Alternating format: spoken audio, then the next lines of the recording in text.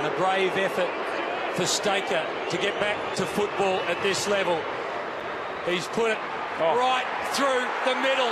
What a fairy tale for Staker. What a finish it was. What a match it was. This is the Brisbane Lions Fancast with Dom Fay and Mike Whiting, and it's a bit of a celebration today, Mike. Yeah, it's been a bit of a change for us, hasn't it, Dom? The first 7 weeks have been a bit of a battle, but something to really cheer about for the Lions fans out there. It was exceptional, really. Some have said perhaps our most important win since 2009 in the elimination final, and as good as West Coast and Adelaide wins were last year, I think this may actually be the most important one we've had, seeing as it was away and against second on the table. Obviously, last year those wins were great. West Coast and Adelaide were on top of the ladder at the time, or in the top two at least, but this one, like you said, on the road, and Etihad, that's given us so much troubles in the first month of the season, and I don't think anyone predicted us to win, Dom, except for you. And I said last week that we were going to go back and have a listen to our predictions this week, and let's just have a listen to what you predicted, Dom. Come on, Dom, give us a prediction. We'll play this back next week. So Lions by 10. I'm just doing it. I'm just going to say it. You need to give one too. Yeah, I'm going Essendon. Essendon? Oh, I'm going Essendon By how by many? 6 or 7 goals. So there you go. So basically, you're a genius. That's what I've taken from it. Very definition of a fluke, I think. While I'm at it, though, we're going to win the premiership and the next 5. So just chuck that out there. Yeah, not quite sure how I fluked that one, but look, I am not complaining, and I'm sure you're not complaining about being wrong. I was quite happy to be wrong, but and I was only about 50 points out, but it was magnificent effort, wasn't there? There were so many great performances all over the field. I think the things that me and you have talked about off air was the pressure. It was just rabid for 4 quarters, and you probably were waiting for that 5 or 10 minute drop off like there was the week before against West Coast, but it just never happened. No, it just stuck at it the whole time, and I think last week against West Coast we saw Golby's best ever offensive game for the club, and I think this week was his best defensive game for the club. He was brilliant in defence. Yeah, we certainly saw that he could tackle. Him and Jack Redden, I think, had more than 10 tackles each, and which is an enormous amount, and that was probably the backbone of the victory, wasn't it? Just that tackling pressure, and even though Essendon had more of the ball, it just wasn't quality ball because there was always 2 and 3 lines around them. So aside from those guys, who else did you think? I thought Rockliff did a very good, played his role very well up forward. He took out Dustin Fletcher, and who else, mate? Obviously Leuenberger went well. Yeah, Leuenberger went well. Zorko back in form, I think. He got a little bit of chat about him again, hasn't he? Zorko. Now he's up and going again. Yeah, definitely. I think though it was just such an even performance. But something I have taken out of it is that we really look like a decent side structure-wise when Jordan Lyle's in the team. He's done really well, hasn't he? Yeah. He's only had a couple of weeks in and doesn't have massive stats or anything, but has competed really well and took a couple of nice grabs. I know what one you were impressed with, about 90 seconds from the end on the wing there, was a great pack mark. If you think about how we've gone since he came into the side late last year, we have played our best football when he's there, and I'm not sure if that's a structure issue or if he's just having maybe it's just coincidence. But we have played much better football with Jordan Lyle in the side, and also interestingly, I think with Rockliff playing down forward.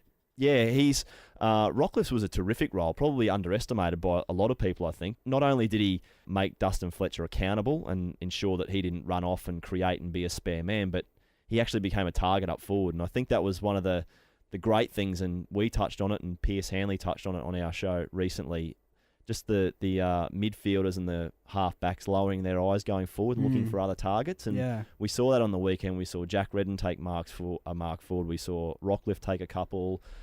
We saw Simon Black drift into a hole and take a mark forward. There was just a lot of other options, wasn't there, rather than just going to Brownie all the time. And even the times when the ball did go to Brownie, it wasn't so much in an up and under into a big pack. It was actually on a lead, which was really good to see. Yeah, so it seemed to be that they really worked out how to go forward, and I think there was only 39 entries into the forward 50, but it resulted in a winning score. So just efficient ball use, wasn't it? So just heaps of positives, and plenty to look forward to now. It's amazing, and we've touched on it before, how quickly can things change in a week. Oh, exactly. Well, this period was always going to be make or break, as we've said many times on the show. And if we keep that up, it's going to be the making of this side. And look, we've got Joel Patfull on in a few minutes on the Fancast, and I will pose this question to him. But just before that, how much confidence do we take out of that? As we said earlier, you go on the road, you go to a venue that's been as a bit of a haunted venue the last couple of times, and you go away and you come away with 4 points against one of the teams that are in the top 2 on the ladder. So it's a enormous confidence, and we do have this hard run now, and you play Carlton and Collingwood in the next 2 weeks, but you come back home and you feel good about yourself. Well, they again, both seem like winnable games now. You've put yourself in with a great chance straight away, don't you? Because you've shown that your best footy is good enough to mix it with the best. So now all of a sudden, if there was ever any doubt in structures or game plans or ability more than anything, that's been washed away because now the players can see that their best is actually good enough against the best teams. Yeah, definitely. The aggression did cost us a little bit, though. Daniel Merritt for his tackle on Michael Hurley. He's going to miss 3 games, and Justin Clark will miss 1 for his hit on Elliot Kavanagh. Obviously, they're big losses. You've got 2 big defenders out. But, listening to Michael Voss earlier in the week, it's a price he was prepared to pay just to see that aggression, particularly from those defenders. You don't want to be coughing up guys to suspension, but they weren't silly suspensions. It wasn't punching or anything stupid. It was just aggression, and I think probably indicative of how they played that game, wasn't it? Not ideal to be losing guys, but I guess we'll see if they can be covered in the next few weeks. Now, on to the Guernsey debate, which has been something that fans have been chatting about. Hasn't it fired up? My Twitter feed just exploded. Yeah, it has been a little like that, and the club is sticking to the line that they're not planning to look at changing the jersey, or the Guernsey, sorry. All I will say on the matter is it did look very good on Saturday. It's a great-looking Guernsey. There's no doubt about it, and I think we all feel good about ourselves again when we see that Guernsey on because we associate it with premierships, which is great. But I think just speaking to a couple of people at the club, I think one of the limiting factors is the money involved in changing a Guernsey, and I don't know the exact cost, but I know it's quite substantial when it comes to changing Guernseys and obviously at the club and merchandise, etc., etc. And I know that the club's obviously, their priorities at the moment are trying to wipe out debt, and also the big one from a fan's point of view, I think, is to ensure that they pay 100% of the salary cap next year. So they're really trying to, I think speaking to the club, they want to put all their money into that and then potentially revisit the Guernsey debate a little bit further down the track. But there's no doubt there's a lot of fan support for that change. We're hoping to get Malcolm Holmes on the show sometime in the next few weeks, months, and I think it will be an issue to put to him because it's probably going to gain a bit more momentum when we wear it at home against Collingwood. And imagine fans don't have to wait too long to see it again, do they? Yeah. Well, imagine if we were to win that one in the Guernsey as well, then the noise would get very loud. Yeah, I might just turn my Twitter off before that. No, definitely. So but it's an interesting debate, isn't it? So it's I guess it's nice to see some passionate fans out there, exactly. Isn't it? They're passionate fans, and that's what all clubs want, really, isn't it? So we'll keep an eye on how that one develops and hopefully chat to Holmes about it a bit later on in the year. For now, though, we're going to have the chat with Joel Patfull about the Essendon match and also looking forward to this week's game against Carlton. That's next on the Fancast. At the Brisbane Lions, we love social media. Liking our fan page on Facebook or following at Brisbane Lions on Twitter is a great way to keep up to date with the latest Lions news and access exclusive behind-the-scenes content. You could also win some great prizes by entering one of our online competitions. Joining us on the Fancast now is last year's club champion and one of many good defenders in the side, I think. It's Joel Patfull. Welcome to the show, Joel. How are the boys feeling after what was an exceptional win on the weekend? Hey, guys.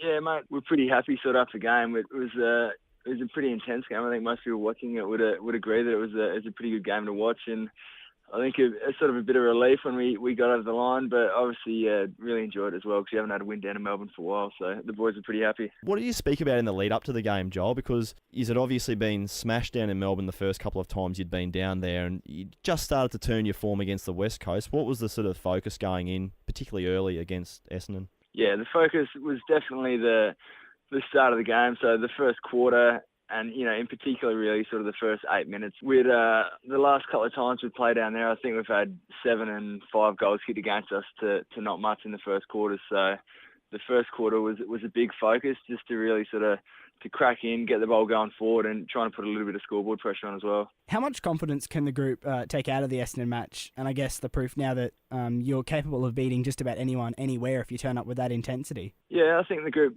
takes a lot of confidence out of it. I mean, like you guys said, we have slowly turned our form around. We had a few weeks there where we were pretty average. We showed a few signs last week against West Coast and dropped off. But, mate, we'll get a lot of confidence out of it, being able to match them, and especially down in Melbourne as well. I think our Melbourne fans would have been a lot happier than the previous few times there. So I think, and like you said, it's, you know, the effort and intensity was there, and I think that's what they asked for, really. You talk about intensity, and there was the aggression was a big factor in your victory, but you lost a couple of defenders out of that with Big Rog and young Justin Clark. Walking that tightrope, is that a difficult thing to continue to do? I guess bringing that edge to your game every week? It is. I mean, I know Voshi's talked a bit about it since the game about walking that fine line. But I mean, I guess that's footy. Like, both of them were pretty hard sort of contests, and I think we've got to walk that fine line. I think if we go into the contest half-hearted, that's when we get blown out of the water. So as much as it's not good that we're going to miss those guys for a week and 3 weeks, I think the fans and the coaching staff would probably be happy with us being overly aggressive than less aggressive. Just on Justin Clark, he's a fellow South Australian and, only, a few games into his career. How well has he fitted into that key defensive role down back? Yeah, he's fitted in really well. He's obviously a younger kid coming through, but he's really athletic and he's pretty quick for a tall guy, and he's been defending really well. He had a good game against West Coast, where everyone was pretty happy with him, and then played pretty well on the weekend as well. So, I mean, he's only played sort of 4 or 5 games, and he's just developing as a footy player, but he's fitted really well in, and he's sort of been able to take that sort of taller ruckman and even let sort of Dan and myself move down sort of the order in height, so we can play in guys sort of more of our height. Just looking forward to this weekend, Joel. You might have to juggle things around a bit without those two guys, but it seems like you'll have your good mate Goose Maguire back. How do you think you guys match up against Carlton? They're not the tallest forward line, but they've still got some good contested marks there with Cruiser and Hampson and whoever else drifts forward, and Jared Wade, obviously. Yeah, they definitely do. Yeah, in terms for us, it's probably not the worst week to lose a few tools, because Carlton do have a slightly smaller forward line, but I guess it sort of depends how they go. They've got weight, and they could also bring Casbolt in this week maybe if they want to try and stretch us for height. But we've got a few guys still in the twos that are there. We've got Noel McKeever, and like you said, Goose has put his hand up this week as well. So we've still got a few guys that can fill that gap, and I think they'll both do a great job if we need them. How did you feel personally playing in the Premiership Hero Guernsey? Because I know you played the first few years of your time at the Lions in that jumper. Was it good to run out in it again?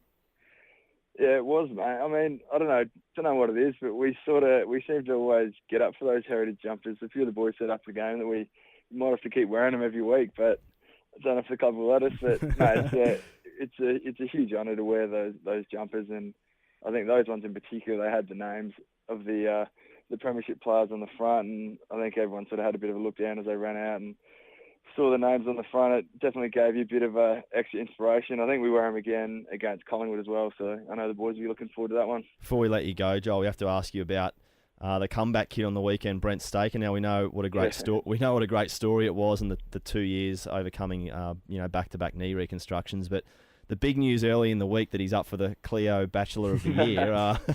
How much stick has he been copping around the club for that? Well, that's a big story, isn't it? Is that what you're talking about? Yeah, yep, that's the big story. I think he was happier with that than kicking the winning goal. So. No, mate, I mean, yeah, it's a great story. Stakes on the weekend, and yeah, everyone was rapt to see him go back and slot the goal. I think you saw that, by the way, the boys got around him after he kicked it, that what he means to the club and how much he's gone through. It was great to see him finish like that and have such a great game. And yeah, mate, I think the Cleo Bachelor is pretty happy with that as well. So get his head out there a bit and take the shirt off and get a few photos. Well, thanks for joining us on the Fancast today, Joel, and all the best against Carlton and for the rest of the season. Hopefully the boys can keep things on track now. Cool. Thanks, guys. That's just about all we've got time for on the Fancast today. Looking ahead to this week's games, the reserves are in a top-of-the-table clash against Southport. It's down at Southport on Saturday at 1:30 in the afternoon. That'll be a great game. And then the seniors, obviously against Carlton in a bit of a Saturday night blockbuster. It's the traditional Gabba time slot, I think, Saturday nights. Yeah, it is. I can't wait for it, Dom. I'm really looking forward to this match. Genuinely looking forward to it. Carlton's given us a lot of trouble up here in the past, and I can't wait to see, obviously, coming off some good form against Essendon. I can't wait to watch them go head-to-head with the Blues. It'll be really interesting to see if we can make it, 2 out of 2 now, get this run going, because seriously, it is a winnable game for us now. Absolutely it is. We saw 3 good quarters against Sydney, 3.5 good ones against West Coast, and 4 good ones against Essendon. So the benchmark's been set. Now we've got to see if the Lions can maintain it. Before we go, Dom, obviously after the genius prediction last week, we have to roll the dice again. So what do you think, mate? I'm going to go Lions by 21. They'd be very pleased with that. I'm too scared to pick against the Lions now for fear of looking like an idiot. So I actually genuinely think Brisbane can win this game. I think it'll be super tight. I think it'll be within 2 goals, but I think Brisbane might just get over the line. All right. Well, we might play them back next week if we don't sound like idiots. I'd like to go against you just to be different, but not this week. We'll see how we go then. That's all we've got time for on the Fancast today. It's been a bit of a celebration. Hopefully we can do the same thing next week after the Carlton game. See ya.